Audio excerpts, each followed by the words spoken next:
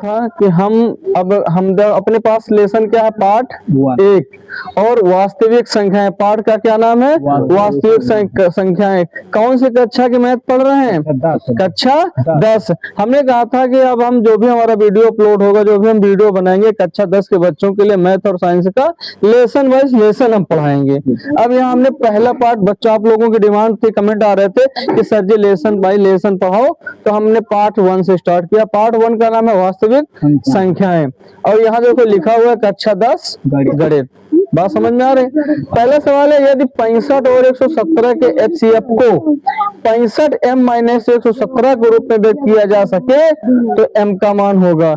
Option आपके पास देखो दिया हुआ है 4, 2, 1, 3।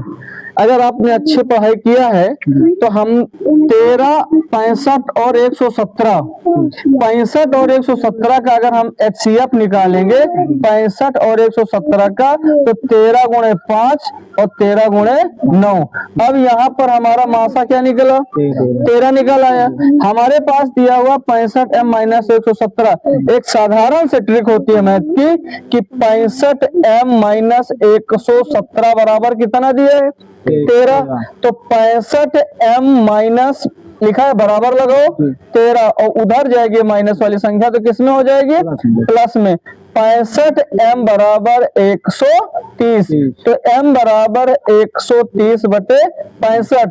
m बराबर कितना निकल आया? 2। तो इसका बेटा कौन सा ऑप्शन सही है? B option. लॉक कर दिया जाए। कौन सा आंसर सही है? बी। तो इसका आंसर कितना आएगा? 2 आंसर आएगा। बात समझ में आ रही? यदि 65 और 117 के HCF को 65m-17 के रूप में व्यक्त किया जा सके तो m का मान होगा कितना? m का मान होगा 2 m का मान होगा। अच्छा सवाल है, ये पेपर में आने वाला सवाल है। यहाँ आपको हमने सॉल्व करके बता दिया कि किस तरह 2 आया। अगला सवाल है, ये दो धनात्मक संख्या a और b x के power 5 y square b x cube y cube के रूप में लिखी जा देती है, जहां x और y अभाज्य संख्या है, तब HCF AB का होगा। HCF का मतलब मासा, HCF का मतलब हमसे क्या पूछ रहा है? मासा। और मासा का नियम यह है कि अगर 2 पद है, 3 पद है, जिनमें सब में मिलता हो वही मासा होता है।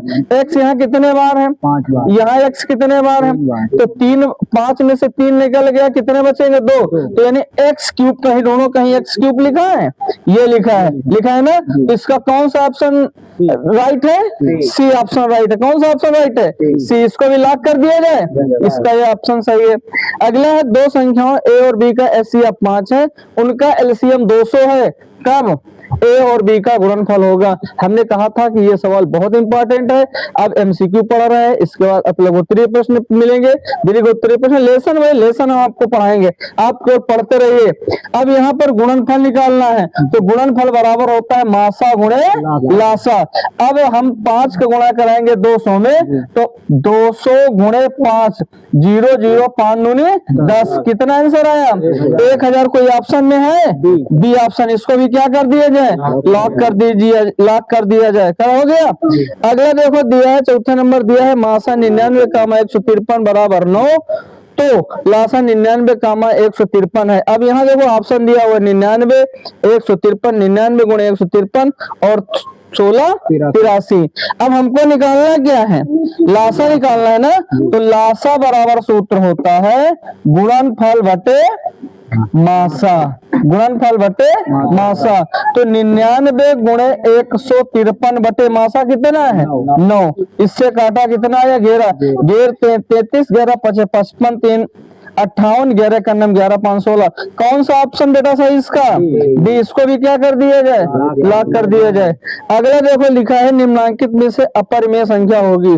कौन सी संख्या पूछ रहा है? अपरिमेय संख्या पूछ रहा है। √25 परिमेय संख्या है, 5 का है।